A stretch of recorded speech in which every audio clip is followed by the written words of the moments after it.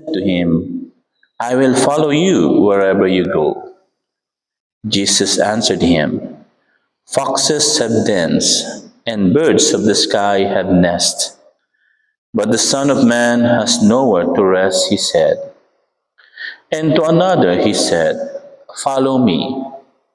But he replied, Lord, let me go first and bury my father.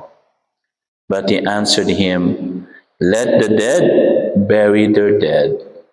But you, go and proclaim the kingdom of God. And another said, I will follow you, Lord. But first, let me say farewell to my family at home. He said, No one who sets a hand to the plow and looks to what was left behind is fit for the kingdom of God. The Gospel of the Lord.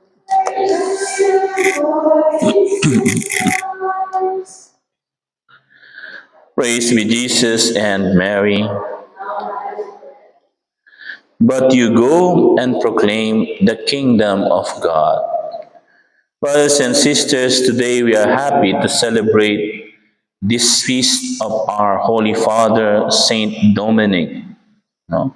de Guzman, who is, as I have said in the beginning of the Mass, is the founder of the Order of the Preachers, or what we call now the Dominicans. No? And why is it that we celebrate him as a feast? Because, as some of you already know, no, Saint Dominic was the sinang best friend mo doon? The best friend o kaibigan ng ating Seraphic Father, Saint Francis. No? And according to, if I'm not mistaken, Celano, no? When they met in the council of, what do you call that council? Nakalimutan ko na tuloy, no? In Rome, no? When they meet, both Saint Francis and Saint Dominic embrace each other, no? And, no? As if they were one heart, no, tied together, sabi nga, no? And you know, there was a beautiful statue, no, even in before our convent in Florence, no, where Saint Francis and Saint Dominic embrace each other, no, after the council, no, and Saint Dominic even asked, no, Saint Francis to combine their order, no. And Saint Francis knew, alam ni Saint Francis that their charism is not the same as the charism of the Franciscan. No? And so, no, in honor of their friendship, no, what did Saint Francis gave to Saint Dominic? The cord. No? Kaya nga, you can identify a Dominican from a Augustinian by the cord that they use, no? And Saint Dominic, if I'm not mistaken, is the first cord bearer of the order of Saint Francis, no? And you know, cord bearer can be other religious congregation, no? You can be a cord bearer, no? Just like many other cord bearer, even Saint Bernadette Soubirous, no? So Saint Dominic becomes a cord bearer, and no, he asked to observe also the same poverty that Saint Francis has in his order. No? So you see how Saint Dominic and Saint Francis has this unity, no, in their love for each other. And this is a challenge, no, of the life of Saint Dominic for us. No? Ano ba yung tinutudlo ni Saint Dominic? Ano ba yung kanyang life? Alam nyo, maraming pwede nating malaman o matutunan. But I think for now, we will be consecrating in our reflection into, first of all, what is a true friend? Ano ba yung tinuod na kaibigan, totoong kaibigan, no? And sabi ko nga, ang totoong kaibigan ay yung magdadala sa iyo sa tama, no? A true friend will always, always, always lead you to be good, to be holy, and to be with God. No? Yun man talaga. Kapag ang kaibigan mo, o sino man yan na malapit sa iyo, maglalayo sa iyo, ay, huwag ka na tayo magsimba dyan, ay, huwag na tayo magrosaryo, that's already a sign that is not a true friend. No? If somebody or someone that is dear to you, even your friends, of course, no, already told you, huwag na tayong magdasal, no? Huwag ka na magsimba, no? Ay, no, dito na lang tayo. Kapag ganon, it is not a true friend. No? Hindi tinuod na kaibigan. Because a true friend will lead you to God. And also, a true friend is there to defend you. A true friend is always there who believes in you. No? Diba sabi nga natin last time sa Transfiguration, no?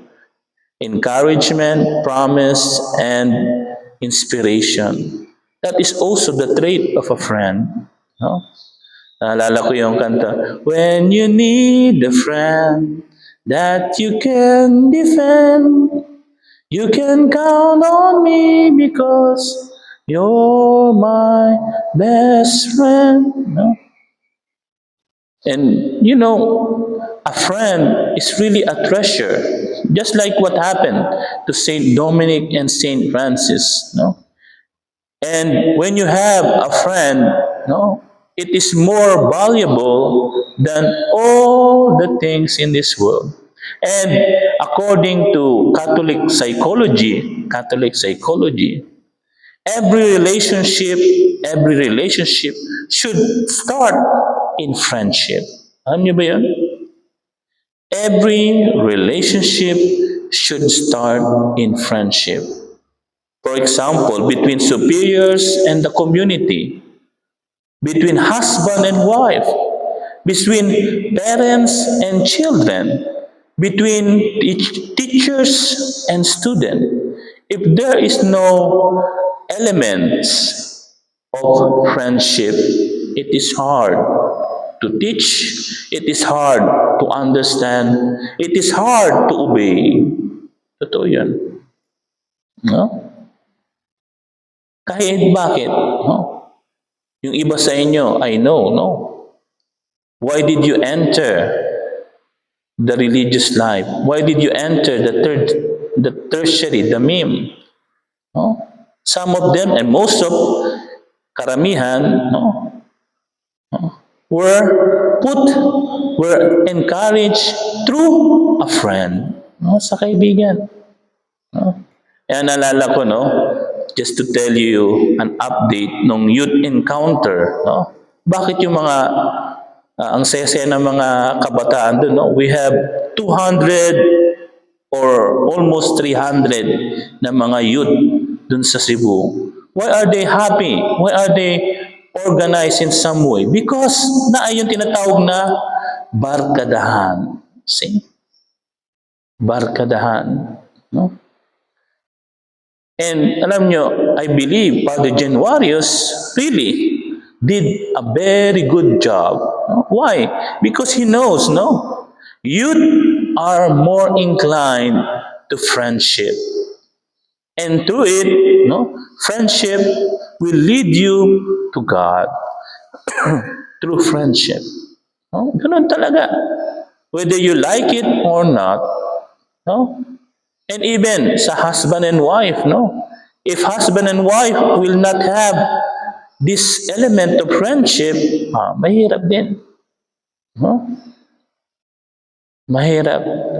Because true friendship means accepting the person who he or she is and being with that person in suffering and in health, in persecution. Hindi yung kaibigan mo kapag ka okay, no? Kapag ka masaya ka, no? Pagdating sa nakatalikod ka, ayun na, no? Imamarites ka na, no? Maraming ganyan, no? Nawala ka na sa inassign ka sa ibang lugar, no? Nung nandoon ka, no? Ang maganda na sinasabi sa iyo, ay si Father. Nawala ka na doon sa isang lugar, nawala na si Father doon, si Mother doon, ayun na. Ay, alam mo ba si Father, gaya, ay, si Sister, gaya. Kita niya, no? They will put you down. That's not a friend. Double, sabi nga, doble cara. Two-faced, no? But you know, sometimes God allows it that there are marites and there are those who persecute you. Why? To see who your truly friends are. And you know, I am grateful for that kasi na-discover ko. Siguro kayo din, no? Ma-discover mo ang tinuod na kaibigan. Kasi yung kaibigan na yun, hindi maniniwala kagad sa sasabihin ng ibang tao. A true friend never believes in marites about you. On the contrary, a true friend will be the first to defend you. Oy, kaibigan ko yan. Huwag nyo namang ganyanin. No? Don't do that. Don't speak against him. No? I will pray for him. But don't, please, spread this kind of rumor. No? That's the true friend. No? Marami kasi nagpapanggap ng kung meron tinatawag na fake news, meron tinatawag na fake friends. No?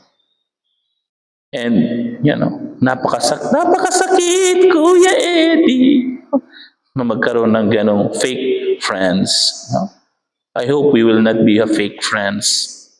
We will be true friends to each other, to all of our loved ones. No? And secondly, importantly, Saint Dominic is great in his fight against heresy. Yung tinatawag na Albigensian heresy. No? He was the one who destroyed this heresy. No? At hindi siya nagpatalo. Alam nyo, itong pangit sa atin, no? We let other religion, other sect, to flourish in their doctrine. No? Of course, hindi naman masama yung tinatawag na interreligious dialogue, yung ecumenism, of course.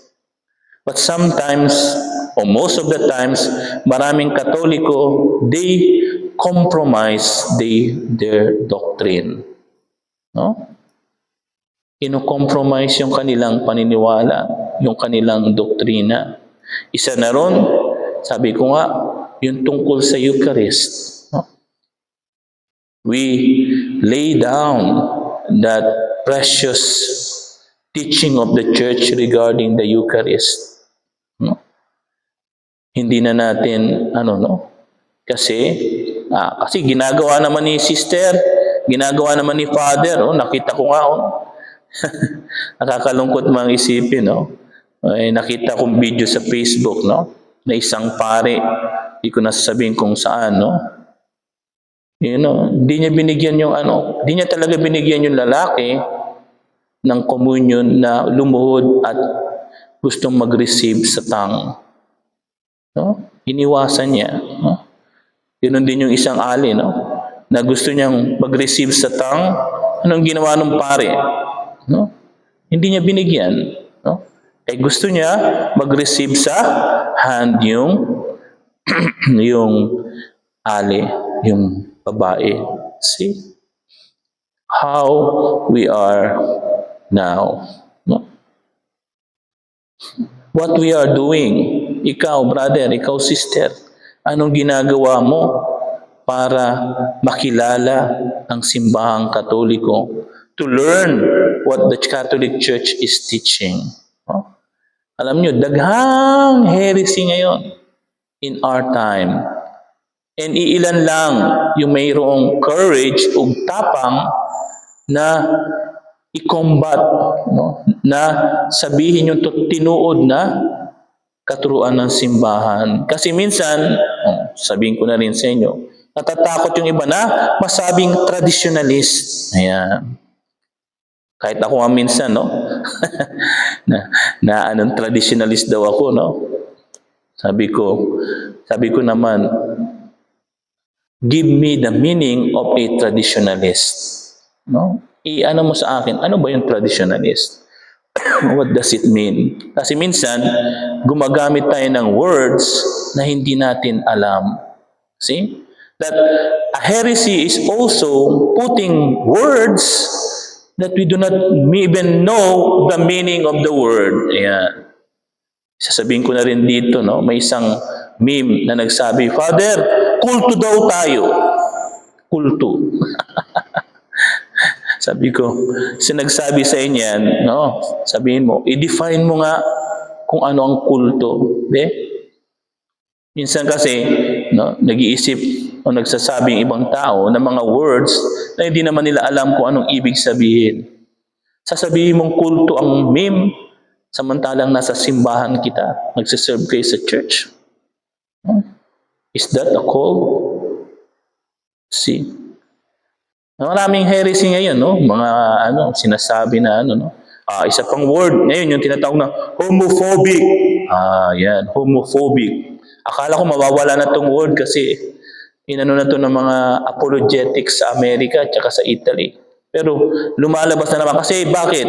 Lumalakas yung tinatawag na LGBTQ agenda. Ayan. Yung mga karapatan ng mga bading at saka mga tumboy. Ayan. Kaya lumabas na naman yung word na homophobic. Ano yung sabihin ng homophobic? No? O may isa pang term na ginagamit sila ngayon. No? Para sabihin na ikaw, wag mo kaming pagsasabihan na mali yung aming ginagawa, yung aming kabaklaan, yung aming kaanuhan. No? You cannot tell us, no? Irespeto mo ang gusto namin kahit mali. That's wrong. No? That is wrong. No? Ilan sa inyo ang nag-disagree dun sa ginawa sa Olympics, be? No? Ilan lang. Minsan ilan lang nga sa mga meme, nakita ko nag-disagree dun sa nangyari. O yung iba walang pakialam sa nangyari dun sa Olympic na binastos yung Last Supper ni Jesus. See? If you are a Catholic, yung sabi nga nung aming professor, meron kang tinatawag na sentire cum ecclesia. No? Sentire cum ecclesia. You have the heart of the church. Pag nakita mo na sinisiraan ang iyong Panginoon, kapag nakita mo na binabastos ang iyong pananampalataya, uy, Katoliko ka. Do something. Pray for him. Speak of. Huwag kang matakot. No. Nangyayari sa atin, duwag kita. Sa Tagalog, no? We are coward in our faith. Saint Dominic is not like that. Saint Francis is not like that. Kung naging ganyan si Saint Dominic, si Saint Francis, hindi sila naging santo. But because they take it a challenge to fight a good fight of faith, they become a saint. No? Huwag tayo maging indifferent. That is the problem of the former FFI and FSI, sabi nila. No? Walang pakialam sa mundo. No? That's why the Pope said, no, religious should be in the world but not on the world but not in the world. No? Ibig sabihin, naa ka dyan, alamin mo. Pero, of course, huwag kang masyadong ano dun sa nangyayari sa mundo. But kailangan malaman mo rin nangyayari sa mundo. You must know, no? And you must be ready to fight for your faith. No? Kaya nga tayo nandito, di ba? Kita mo, no? Si Kibuloy, asa na siya? Nagtatago na. Dahil may 10 million na nakapatong sa kanya. No? Pero wala man na nagsasabi, uy, sino ba nagtatago diyan? Kasi, obvious naman, kay dinidefend ng dating presidente, si Kibuloy. So obvious na there's something between him and Kibuloy. No? Pero walang nagsasabi kasi, maingay kasi baka mamaya tayo, death squad niyan. Papatay tayo. No? Yun. See, my brothers and sisters, we should be like Saint Dominic. No? Defend our faith. Huwag tayong matakot. And anong ginamit din ni Saint Dominic para labanan ang obediency? Yung rosary. No? See? Our devotion to our Blessed Mother. Sa totoo lang, a true devoted to Mama Mary is a true apologetics. No? Ang tinuod na devoted kay Mama Mary ay true apologetics. No?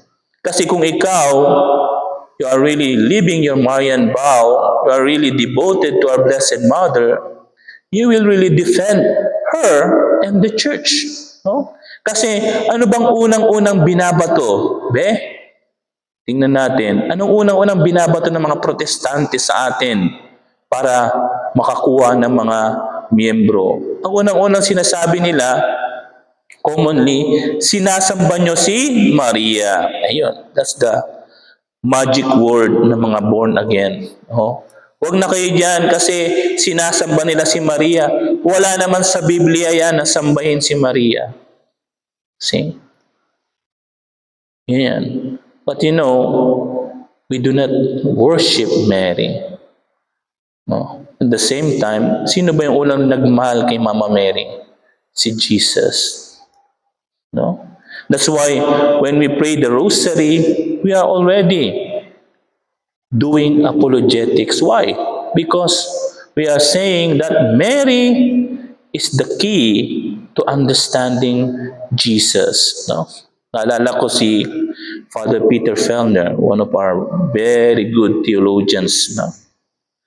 Sabi niya, ang tawag dito, a correct understanding of Mary, a love for Mary, leads to a correct and true Jesus. Ibig sabihin, kung ikaw ay devoted kay Mama Mary, mas alam mo, mas great pa yung nalalaman mo kaysa sa mga magagaling na theologians dyan na walang devotion kay Mama Mary. Because why? Mary will lead you to know the true Jesus. Tinuod na ni Lord. No? Kaya nga, nakakalungkot, no? Mga Katoliko, minsan pag nagtatanong ako, meron ba kayong rosary sa bulsa? Asang kamot? Iba, ay, nakalimutan ko. Minsan, ay, yung rosary nandun lang sa sasakyan. Ginagawang minsan superstition, no? Hindi. You have to pray the rosary. Because the rosary is the secret of Saint Dominic in also destroying the heresy. No? Kaya siguro dumadami ang mga sa mundo kasi kakaunti na lang. No? Kamay na lang yung mga nagro-rosaryo. No? Minsan nga, may namit ako na pare, hindi ko na sasabihin. Sabi pa siya sa akin, ay, nagro-rosaryo kayo. Superstition yan. Superstition daw, relics of the Middle Age, yun ang tawag nila. The relics of the Middle Age. Yung rosary. But the rosary is the effective means to overcome heresy. Talo pa tayo ng mga Muslim, mga Buddhist, Diba? Yung mga Muslim Buddhist, meron din silang rosary. Alam niyo ba yun? na ang lalaki pa, tapos, no? Sunod-sunod yun, no? Yung mga Muslim din, no? Ukbi, alawi, kaya, sila, no? Tayo, no? Kahit man lang isang misteryo sa isang araw, hindi natin magawa, no? So let us imitate our Holy Father, Saint Dominic, and let us ask him the grace, first of all, to be a true friend and to have a friendship with God and with the saints. No? And secondly, to defend our faith, to have devotion, true devotion to our Blessed Mother. Praise be Jesus and Mary.